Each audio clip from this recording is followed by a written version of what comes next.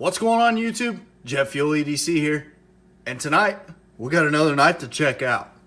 So this, my friends, is the Freeman Outdoor Gear Model 451 BLF. And what BLF stands for is Button Lock Flipper Folder. BLFF. They added in the four words there. They only really abbreviated it to the three. I don't understand it. Not a big deal. Who cares? So as you can see, they took a lot of time and a lot of effort, and they really put out a fantastic looking product here. They did a lot of machine work on this. It's beautiful. It really is. It's very comfortable in hand. They contoured it well.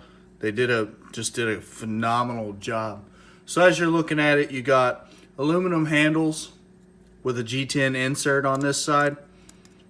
It kind of looks like on this back side, like you would think they would have done something on this side, but your pocket clip pretty much did away with that.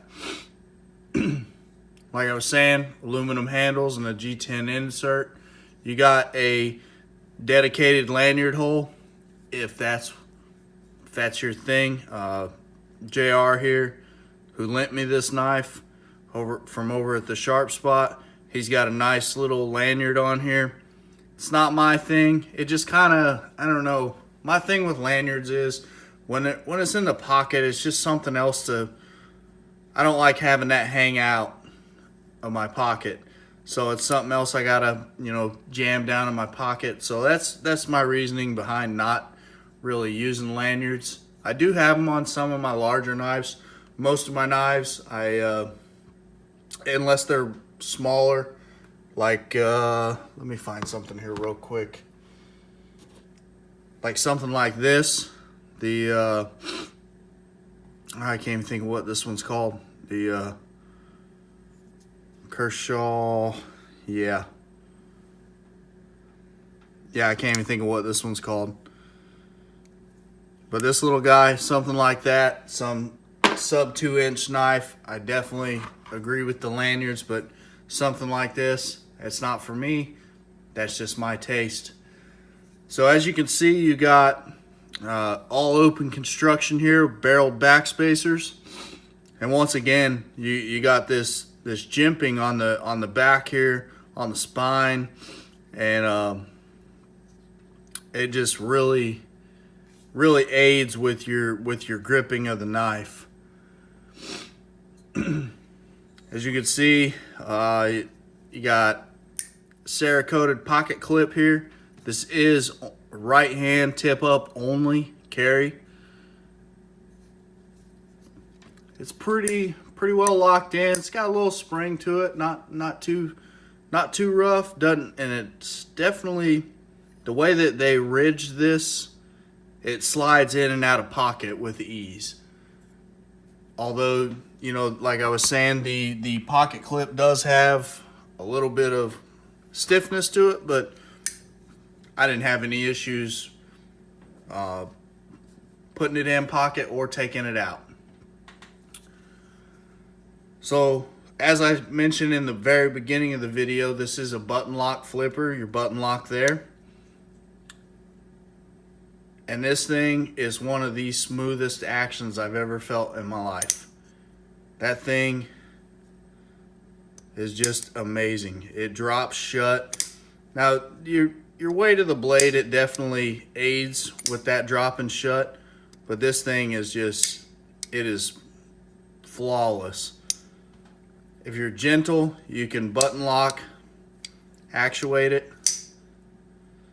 The thing I was running into as I was carrying it, and I try to do that, it wants to fly back closed on you. You can obviously use the flipper tab. You can spidey flick it, thumb open. Just absolutely amazing action on this knife.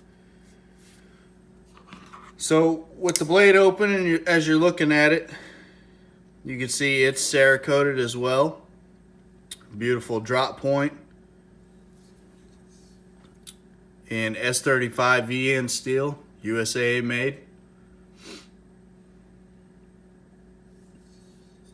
As I alluded to before, you got some jimping up here on the thumb ramp. Nice dedicated sharpening choil.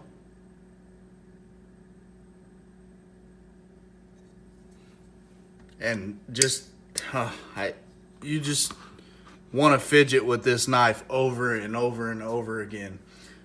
But let's continue on here. As you're looking at the knife closed, you're looking at a 5.1, just a shade over, a little over 5 inches. 5.1 they say on the website, inches closed. And you can see it is a monster open. Looking at about 8 3/4, somewhere in there. 1, 2, almost 8 3/4. I would call it 8 3/4. It's right there. Your blade itself, just shy of 3 3/4. It's very close to it. Cutting length, almost 3.5. Pretty close to it. that action, it just gets me, keeps me going. Blade thickness 1.158, and handle thickness 0.553. So it's a little thick in the handle, but for this knife, as big as it is, you kind of need that. Let's see here. Let's get the scale out here. Throw a little weight on it.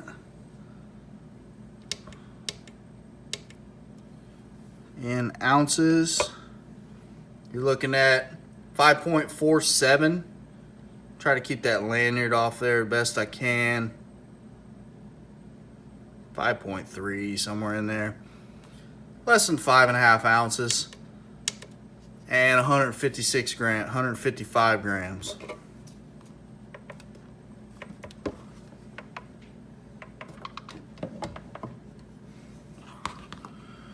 So with all that out of the way, let's get into the dislikes and the likes about the knife.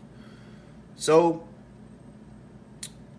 starting off with the dislikes, one thing I noticed with this knife is how smooth the action is. My thumb, it automatically gravitates looking for either a liner lock or a frame lock. This is definitely one of the smoothest knives I've ever dealt with, ever felt, ever owned, ever anything. It is just that smooth. So automatically, for whatever reason, I have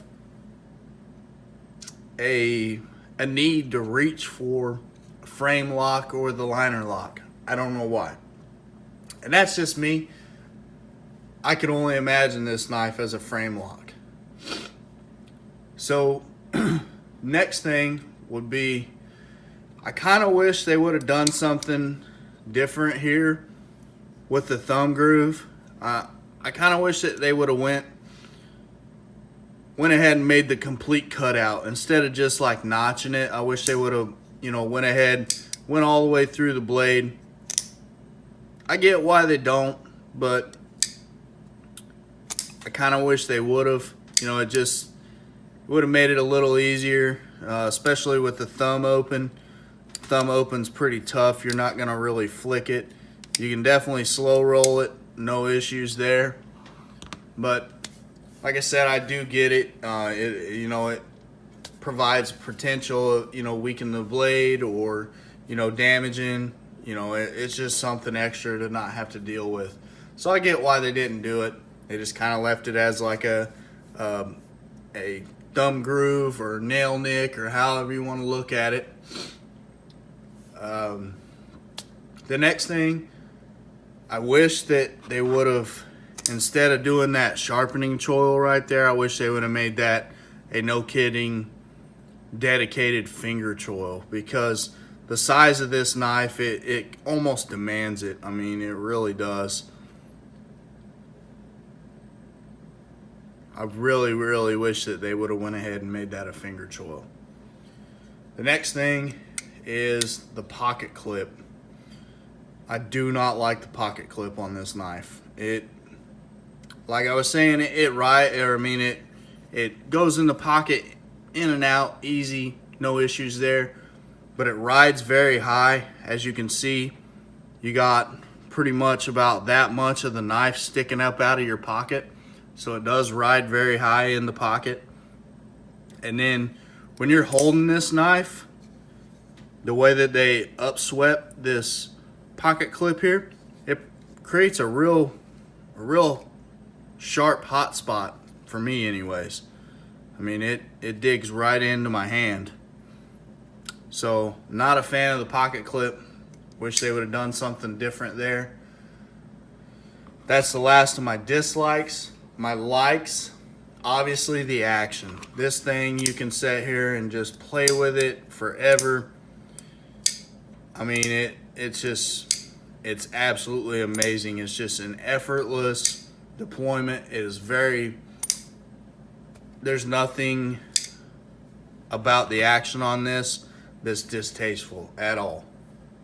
The next thing is, with all the texturing and the milling and the jimping and just the contour of this knife, they did a great job in the grip department. It is very comfortable in hand, minus the pocket clip. I mean, every angle, it's textured. You don't have to worry about putting hard use on this knife, because technically, you know, your aluminum handles, and if they didn't do something like that, it's going to be slippery, it's going to be hard to grip. So they did a great job counteracting the aluminum, and they did an awesome job with the machining. Great job. Next thing, it's American made. It's made in the USA. It's made by USA made parts. It's put together by USA made parts. I mean, that's awesome. It's got a lifetime warranty. That's right there is phenomenal. It's hard to find. A lot of companies, they have limited warranties. I didn't get a chance to dig into, and it could be a limited lifetime warranty. Like, the way they kind of boasted it on their website is it's a lifetime warranty. So that's the way I take it, with free sharpening for life. Now, I don't know if you bought this knife used, if that would transfer, like the sharpening and the warranty and things, but that's something to look into. These knives start at around $225 and go up from there. You can start with the D2 blade steel, and they offer obviously the S35 VN. They got carbon fiber inserts, G10, micarta, titanium. Excuse me. I'm sorry. This weather, it's been a doozy. It's up and down. It's messing with my allergies. Anyways, so your insert, G10, micarta, carbon fiber. You can get titanium handles. I mean, just all kinds of options for this knife. And, you know, obviously the price is going to adjust accordingly. Right now, it looks like the only thing you can really get is the D2. Everything else is pretty much sold out. But it's a very cool knife. It is a loaner, so I didn't I didn't do too much to it. I really wanted to take it apart, but I didn't want to ruin JR's lanyard there. He did pretty much give me free reign, or at least offer me free reign. I'm not going to do that. I'm not that type of person. You know, he offered, hey, you want to sharpen it, you want to do what you want to do to it, go ahead. But I'm not that type of person. I try and, you know, treat people's stuff with respect and kind of the way I would want my stuff to be treated. But once again, I got to say thank you to JR over at the Sharp Spot for lending me this knife and let me check it out.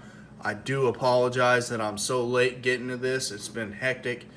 I'm still trying to get caught up here. As always, you guys, you.